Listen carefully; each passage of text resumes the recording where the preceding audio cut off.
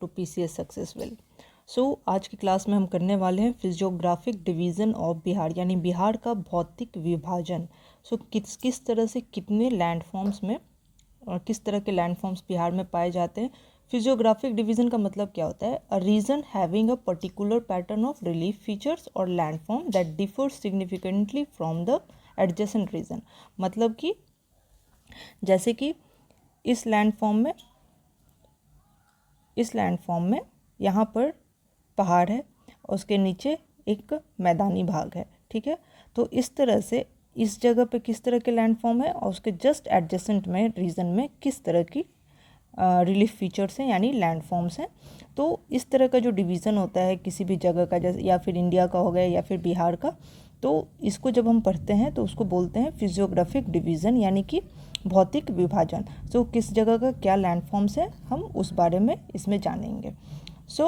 Lecture में आगे बढ़ते हैं। इस लेक्चर की सारी पीडीएफ आपको टेलीग्राम चैनल पे मिल जाएगी पीसीएस सक्सेसफुल की, और उसका लिंक भी डिस्क्रिप्शन में प्रोवाइडेड है। चैनल वहाँ से जाकर टेलीग्राम चैनल ज़रूर ज्वाइन करें एंड पीडीएफ भी डाउनलोड करें। ऑल्सो इसमें आपको जो भी चीज़ सीखने मिलेगी वो आपको यूट्यूब पर इतने डिटेल में कहीं नहीं मिलेगी। So do not forget to subscribe the channel PCS successful and do share with your friends. Let's start. Bihar, सबसे पहले हम देख लेते हैं कि बिहार का जो एक्सटेंशन है, बिहार किस रीजन में कहाँ पर इसकी स्थिति बिहार की है। लॉन्गिट्यूडनल एंड लैटिट्यूडनल जो इसका एक्सटेंशन है बिहार का वो क्या है। इसका जो मैंने प्रीवियस क्लास में भी बताया था कि इसका लैटिट्यूडनल एक्सटेंशन जो बिहार का है 24 degree 20 second 10 minute north to 27 degree 31 minute 15 second north, यानी कि नॉर्दर्न हेमिस्फीयर में फॉल करता है। साथ ही लॉन्गिट्यूडनल एक्सटेंशन देखें तो 83 degree 19 minute 50 second east to 88 degree 17 minute 40 second east longitude है इसका लॉन्गिट्यूडनल एक्सटेंशन। इसके बारे में मैंने प्रीवियस वीडियो में पूरा बता दिया है, वहाँ से आप जाकर देख सकते हैं। और ये बिहार स्पेशल सीरीज चल रही है फॉर द 68th बीपीएससी, और क्विक रिवीजन आपका 67th के लिए भी हो जाएगा जो अगले महीने हमारी एग्ज़ाम है उसके लिए। वीडियो को पूरा अंत तक ज़रूर देखें। नाउ अब इसका हम देख लेते हैं length and breadth. Length and breadth Bihar का क्या है, तो ईस्ट टू वेस्ट जो इसका ब्रेड्थ है बिहार का वो है 483 किलोमीटर एंड 345 किलोमीटर है। नॉर्थ टू साउथ 345 ही हम याद करेंगे ताकि ये आसानी से हमेशा याद रहे। 345 किलोमीटर नॉर्थ टू साउथ यानी कि लेंथ है इसका बिहार का, ओके।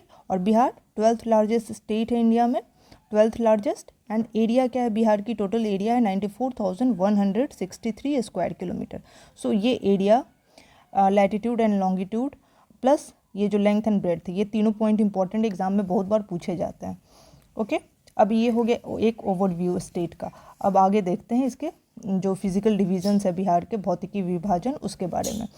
मैं बता रही हूँ ये सारे इंग्लिश में नोट्स हैं, बट मैं हिंदी में भी एक्सप्लेन करूँगी इसलिए ताकि दोनों को सबको हर एक मीडियम के लोगों को समझने में आसानी हो जाए। अब यहाँ से देखते हैं कि बिहार को 3 पार्ट में डिवाइड किया गया है। कौन कौन सा वो पार्ट है, तो वो है पहला है शिवालिक रेंजेस, ठीक है। शिवालिक रेंजेस या तराई रीजन, ये दोनों इंक्लूडेड है, Shivalik ranges and Terai region. Himalaya का जो शिवालिक रेंज है, ठीक है, उसका कुछ पोर्शन यहाँ पर बिहार से लगता है, ठीक है। नेपाल में जो शिवालिक रेंज आता है उसका कुछ पोर्शन यहाँ वेस्ट चंपारण में बिहार से जाता है। बिहार में शिवालिक रेंज का थोड़ा सा पार्ट है, ओके। उसके बाद है गंगा प्लेन, ये हो गया गंगा प्लेन, रेस्ट जो रीजन है वो हो गया गंगा प्लेन, ओके। फिर नीचे में आता है southern plateau region. Southern plateau region नीचे में झारखंड है तो उसका जो कुछ पठारी क्षेत्र है वो बिहार में इतना कुछ ही दूर पर पाया जाता है।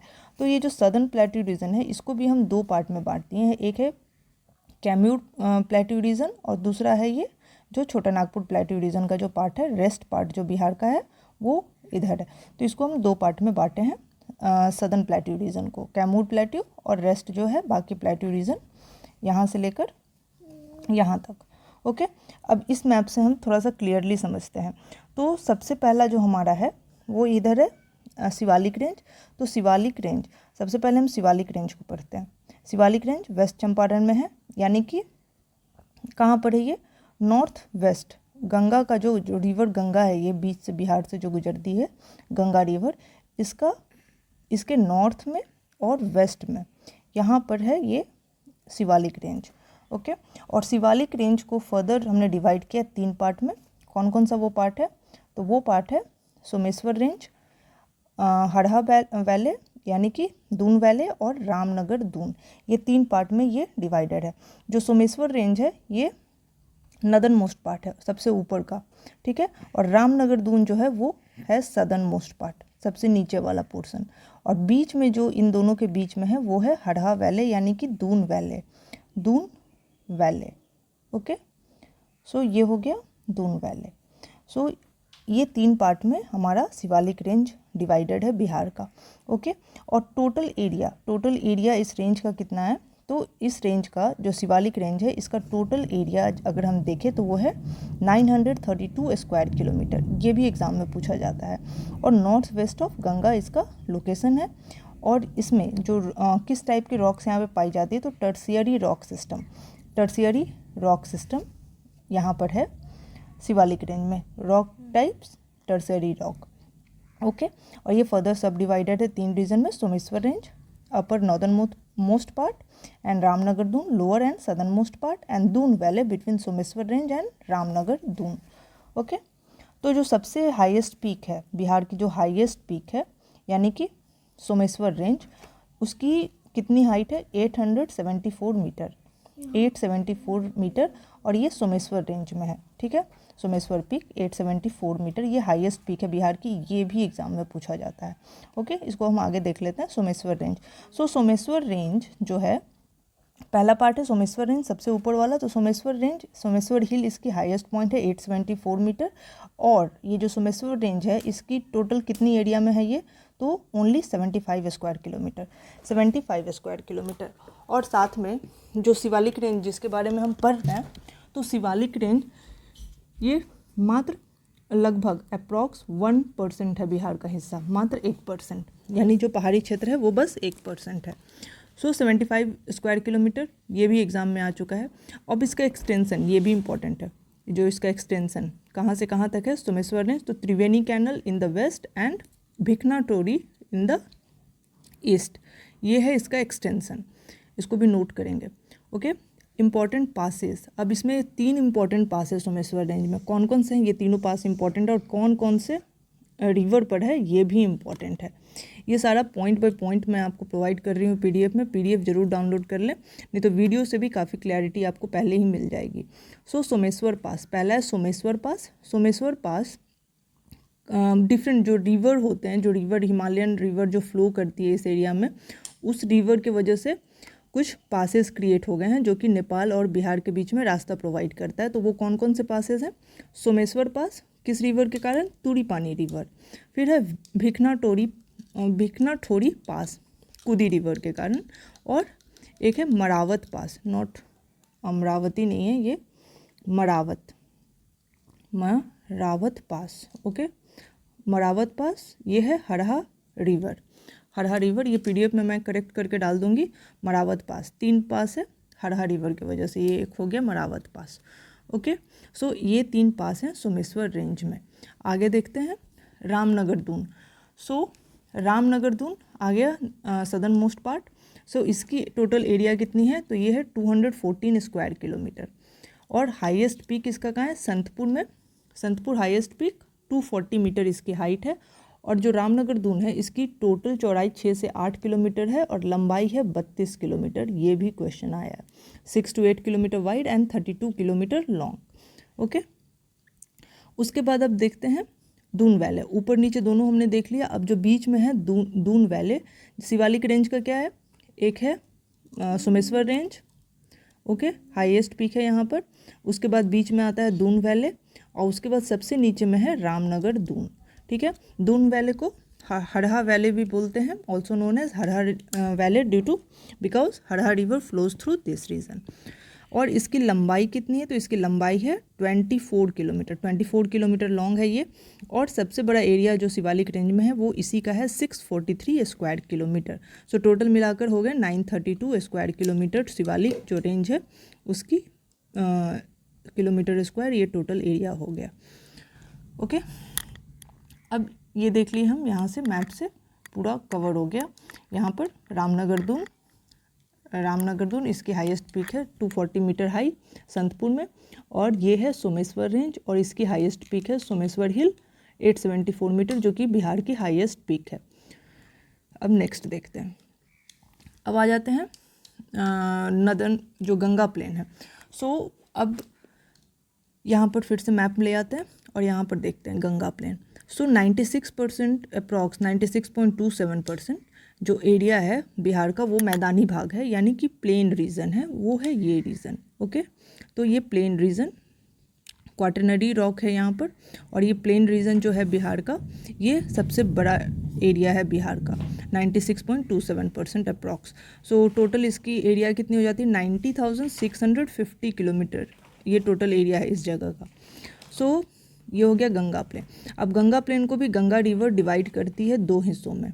ओके, 2 हिस्सों में गंगा रिवर डिवाइड करती है, नॉर्थ गंगा प्लेन और साउथ गंगा प्लेन।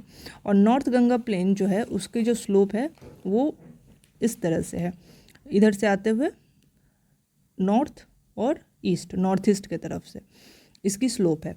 और ये जो है इसका स्लोप है साउथ टू नॉर्थ, ठीक है। और ये जो स्लोप है साउथ साइड का, ये जेंटल है रिलेटिवली नॉर्थ के स्लोप से, ठीक है।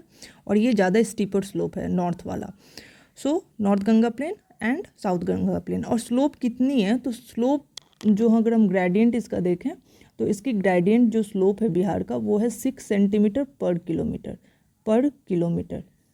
ओके, ये है इसकी स्लोप। आगे नोट्स में सारा प्रोवाइडेड है। सो ये हो गया। अब जितनी भी हिमालयन रिवर है जो फ्लो करती है यहाँ से, यहाँ पर हो गया घाघरा आती है जो यूपी बिहार के बीच में सीमा बनाएगी, फिर गंडक है, बूढ़ी गंडक है, फिर कोसी है, उसके बाद महानंदा है, ठीक है, महानंदा। तो ये सारी रिवर इधर से फ्लो करती हैं। और ये जो रिवर्स हैं ये अपने साथ जो डिपॉजिट लाती हैं उसके वजह से यहाँ पर एलुवियल डिपॉजिट ये सारे रीजन में हो जाता है। और इधर से जो पेनिसुलर रिवर जो अपने साथ सैंड रॉक्स ले आती हैं डिपॉजिट, उसके वजह से यहाँ पे ओल्ड एलुवियल सॉइल का डिपॉजिट है और यहाँ पर न्यू एलुवियल सॉइल का है। ओके, आगे हम देखते हैं इसको डिटेल में। सो ये है हमारा गंगा प्लेन, आगे देख लेते हैं। सो गंगा प्लेन है, this extends from Nepal in the north to Chota Nagpur plateau in the southern Bihar. So नीचे का हिस्सा क्या है, छोटा नागपुर प्लेट्यू, और ऊपर में नेपाल है और उसके बीच में है गंगा प्लेन पड़ता है। This is formed by the continuous flow of Ganga and its tributaries for millions of year which brought and still bringing alluvial fans and deposited in the trough between the Himalayan and the peninsular India. Okay, so इसकी total कितनी है, area कितनी है 90,650 square kilometre, important है ये। And percentage total कितना है 96.27%। And this plain is further divided into northern plain of Bihar and southern plain of Bihar. Ganga river इसको 2 पार्ट में बांट देती है, ठीक है। अब आगे देखते हैं, जब नॉर्थ गंगा प्लेन की बात करते हैं। सो नॉर्थ गंगा प्लेन यानी कि ये वाला पोर्शन हमारा, अभी हम बात कर रहे हैं इस पोर्शन की, नॉर्थ गंगा प्लेन, ठीक है।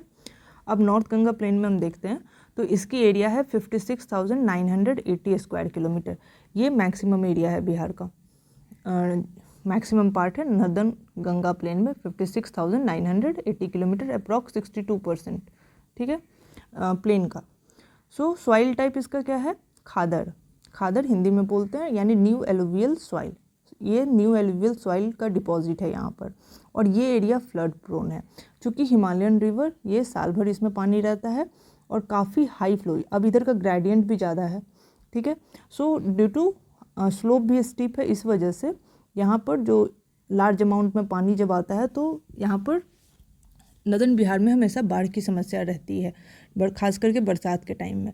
सो gradient of slope is more in this plain than the southern part of Bihar, ठीक है, which results into more erosion due to increased kinetic energy which helps in increasing carrying capacity of the river in this region, large amount of outflow of water from Nepal into India. So एक दूसरा कारण क्या है कि जो काफ़ी ज़्यादा मात्रा में पानी आता है नेपाल से इधर, और दूसरा जो इरोजन भी काफ़ी हाई हो जाता है इस रीज़न में। इस क्यों, क्योंकि जो पानी की जो धार होती है वो काफ़ी तेज़ होती है, पानी का काइनेटिक एनर्जी काफ़ी हाई होता है। सो इस वजह से इरोजन जो है इस एरिया में काफ़ी ज़्यादा होता है और ज़्यादा गंगा रिवर के पास आकर काफ़ी ज़्यादा अमाउंट में कभी कभी जो मिट्टी की डिपॉजिट है वो भी बढ़ जाती है। सो यहाँ पर 3 दोआब फॉर्म होते हैं, ये भी एक मेन फीचर है नदन गंगा का। कौन सा 3 दोआब फॉर्म होते हैं? दोआब यानी 2 आब यानी पानी, 2 आब, आब होता है पानी। ओके, सो 2 नदियों के बीच का जो क्षेत्र होता है उसको बोलते हैं दोआब। सो कौन सा 3 दोआब इधर फॉर्म हो रहा है? घाघरा गंडक दोआब और गंडक कोसी दोआब और कोसी महानंदा दोआब। यहाँ से देख लेते हैं। सो ये हो गया घाघरा नदी, ये हो गई गंडक नदी, तो एक हो गया दोआब रीजन ये, ठीक है। दूसरा यहाँ पर है कोसी नदी, तो गंडक और कोसी, कोसी है ये है गंडक, गंडक और ये है घाघरा, ठीक है। तो और यहाँ पर है महानंदा, महानंदा रिवर। सो गंडक और कोसी के बीच में एक दोआब बना और कोसी और महानंदा के बीच में एक दोआब बना, यानी कि टोटल 3 मेन दोआब इस रीजन में फॉर्म होते हैं। नेक्स्ट, अब इसका मेन लैंडफॉर्म का फीचर्स क्या है? तो मन, एक हो गया मन और दूसरा हो गया चौड़ और तीसरा हो गया दियारा। ये 3 जो है ये मेन एक जो लैंडफॉर्म है इधर मिलते हैं जो फेमस है। तो मन चौड़ दियारा ये क्या है? ठीक है, इसको मैंने डिटेल में समझाया है, इसको आप समझ ले, इससे क्वेश्चन एग्जाम में आ सकता है। सो अभी दियारा, दियारा किसको बोलते हैं? सो जब बरसात के टाइम में बरसात नहीं, जब रिवर फ्लो कर रही है, नॉर्दर्न बिहार का फीचर है दियारा। सो यहाँ पर जब रिवर फ्लो करते हुए आती है तो क्या होता है कि बीच में हार्ड बेड रॉक जो ज़्यादा सख्त यहाँ पर इसको ज़मीन मिलता है, तो वहाँ पर क्या करता है, जो पानी है 2 हिस्सों में कट जाता है नदी का पानी और 2 ब्रांचेस फॉर्म करती है और आगे जाकर जब फिर से इन्हें लैंडफॉर्म सॉफ्ट मिलती है तो ये दोनों ब्रांचेस मिल जाते हैं और वापस ये नदी एक होकर बहने लगती है। तो जब ये दोनों ब्रांचेस के बीच में ये जो एरिया है इसको बोलते हैं दियारा, ये जो एक टापू जैसा बन गया। लार्जर फॉर्म में अगर हम देखें तो आइलैंड की तरह ही होता है, ये जैसे सी में आइलैंड होता है उसी तरह से है। तो ये नदी के बीच में बनता है, इसको बोलते हैं दियारा और ये काफ़ी फर्टाइल भी होता है। और इसका एक एग्जाम्पल देख लें बिहार में तो राघोपुर दियारा, ये है दियारा, ठीक है, समझ गए होंगे। एंड सो इसका एक बार प्रॉपर डेफिनेशन देख लेते हैं। तो when the river encounter hard bed rock during its flow it divides into 2 branches and unites after some distance. So after some distance it unites, ठीक है, and forms a stand alone landform is form between the 2 branches of the main river channel and this is called diyara. So ये जो landform form हुआ है इसको बोलते हैं दियारा और ये काफ़ी फर्टाइल भी होती है। नेक्स्ट देखते हैं चौड़, चौड़ को छाड़न लेक भी बोलते हैं। चौड़ क्या है? एक लेक है। अगर आ गया कि which type of landform is चौड़, तो अगर आ गया डिफरेंट ऑप्शन दिया, लेक हो गया, फिर एक अगर आइलैंड दिया हुआ है ऑप्शन में, इस तरह से दिया रहेगा तो आप क्या चूज़ करेंगे? लेक। चौड़ क्या है? Lake. So during rainy season due to excess amount of water in the river it forms branches. So rainy season में क्या होता है कि पानी का मात्रा नदर्न रिवर्स में बहुत ज़्यादा हो जाता है, ठीक है, तो वो अलग अलग ब्रांचेस फॉर्म कर लेती है रिवर, पानी अलग अलग हिस्सों में बहने लगती है। ये हो गया रेनी सीजन में। और जब समर सीजन आता है पानी का मात्रा रिवर में जो है वो कम होने लगता है, घटने लगता है। सो जब पानी का मात्रा घटने लगता है तो उसका कोई जो छोटा ब्रांच है जिसमें कम पानी है वो मेन रिवर से कट जाता है, ठीक है, कट गया, मेन रिवर से ये कट गया। अब कट के ये जो पानी का हिस्सा रह गया, अब इसमें बरसात में थोड़ा थोड़ा पानी जमा होते रहता है और ये एक झील का रूप ले लेती है, यानी लेक बन जाती है और इसे बोलते हैं छाड़न लेक या फिर चौड़ लेक, समझे। सो चौड़ लेक, चौड़ लेक हो गया ये। सो ये हो गया एक फीचर नदन बिहार का। तीसरा है मन। मन क्या है? मन क्या होता है बेसिकली? गोखुर लेक यानी ऑक्सबो लेक जिसको हम बोलते हैं, गोखुर लेक। अब जैसे नदी बहते हुए इस तरह से आ रही है, ठीक है, अब अचानक से नदी अपना जो पाथ चेंज करती है और ये वाला हिस्सा जो है वो कट गया इससे। सो कट के ये जो पानी वाला हिस्सा बच गया इसको बोलते हैं लेक फॉर्म करती, ऑक्सबो लेक। सो चंपारण के रीजन में ये ऑक्सबो लेक काफ़ी पाया जाता है, प्लस दरभंगा वगैरह में भी, जैसे कि बेगूसराय का भी है 39 रामसर साइट हमारा, वो भी ऑक्सबो झील है। कौन सा? कबरतल लेक। अब देखते हैं सदर्न गंगा प्लेन के बारे में। नदर्न गंगा प्लेन हो गया। अब नदर्न गंगा प्लेन में जो मेन रिवर्स फ्लो करती है, कौन कौन सी मेन रिवर्स जो फ्लो कर रही हैं, घाघरा हो गई, गंडक हो गया, बूढ़ी गंडक, उसके बाद फिर कोसी, महानंदा, ये कुछ मेन रिवर्स हैं जो इधर फ्लो करती हैं नदर्न प्लेन में। ओके, अब है southern Ganga plain. So southern Ganga plain, इसका area relatively northern Ganga plain से कम है। सो ये इसका लोकेशन क्या हुआ, गंगा से लेकर छोटा नागपुर प्लेट्यू के बीच में, गंगा रिवर जो है उसके और जो छोटा नागपुर प्लेट्यू है उसके बीच में आता है सदर्न गंगा प्लेन। ठीक है, ये हो गया सदर्न गंगा प्लेन हमारा। सो इसका एरिया कितना है, इसका एरिया है 33,670 स्क्वायर किलोमीटर, यानी अप्रॉक्स 38% हो जाता है ये गंगा प्लेन का। और ये भी डिवाइड किया गया 3 पार्ट्स में। 3 पार्ट्स में डिवाइडेड, कौन सा, गंगा सोन दोआब, ठीक है, फिर मगध प्लेन और अंग प्लेन। एक बार फिर से इसको देखते हैं मैप के थ्रू। सो ये है यहाँ से सोन रिवर, ये सोन रिवर जा रही है और ये गंगा रिवर। तो ये जो रीजन हो गया, ये पूरा रीजन हो गया सोन गंगा दोआब, सोन गंगा दोआब, ठीक है। और ये वाला एरिया हो जाता है मगध का, मगध प्लेन और मगध का मैदानी क्षेत्र इसको बोलते हैं। और ये जो भागलपुर, बांका, ये वाला एरिया हो गया, ये अंग साम्राज्य के में आता था पहले, तो इसको बोलते हैं अंग प्लेन, ठीक है। ये हो गया अंग प्लेन। तो 3 पार्ट में डिवाइड हो गया सदर्न बिहार भी। सदर्न बिहार हमारा कौन सा रीजन है, ये छोटा नागपुर, ये जो प्लेट्यू है, छोटा Nagpur plateau, southern plateau region जो बिहार का है, और गंगा रिवर के बीच वाला एरिया हो गया southern Ganga plain. Now let's do some features of southern Ganga plain. 3 part में डिवाइडेड है और इसका स्लोप साउथ टू नॉर्थ है, और इसकी ग्रेडियंट यानी इसका जो स्लोप है वो कम स्टीप स्लोप है नॉर्थ गंगा प्लेन के कंपैरिजन में। और यहाँ पे जो मिट्टी पाई जाती है, कौन सी पाई जाती है, ओल्ड एलोवियल सॉइल यानी भांगर सॉइल, ठीक है। और रिवर्स, जो मेन रिवर जो इस क्षेत्र में बहने वाली है सदर्न पार्ट में, वो है सोन, पुनपुन, फल्गु, कर्मनासा। ये कुछ मेजर रिवर्स हैं जो इस एरिया में फ्लो करती है। रिवर्स ऑफ बिहार हम पढ़ेंगे अगले क्लास में। फिर और क्या, इधर ड्रॉट प्रोन है। अब ये सारी पेनिसुलर रिवर इधर से बहती हैं, बरसात में इनमें पानी ज़्यादा होता है, अगर बरसात कम हो तो इधर सूखा अक्सर पड़ता है इस क्षेत्र में। अब देखते हैं मेन फीचर। तो इस रीजन का मेन फीचर क्या है, ताल या टाल रीजन जो बोलते हैं, मोकामा टाल है वो है।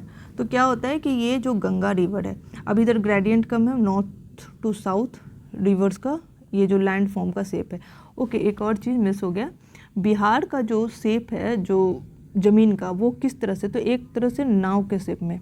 इधर जो नॉर्थ से भी हम साउथ की तरफ बढ़ते हैं तो स्लोप इधर है, साउथ से हम गंगा नदी की तरफ बढ़ते हैं तो स्लोप ऐसे है। तो एक तरह से नाव की आकृति में इस तरह से शेप बन जाता है। चलिए आगे देखते हैं।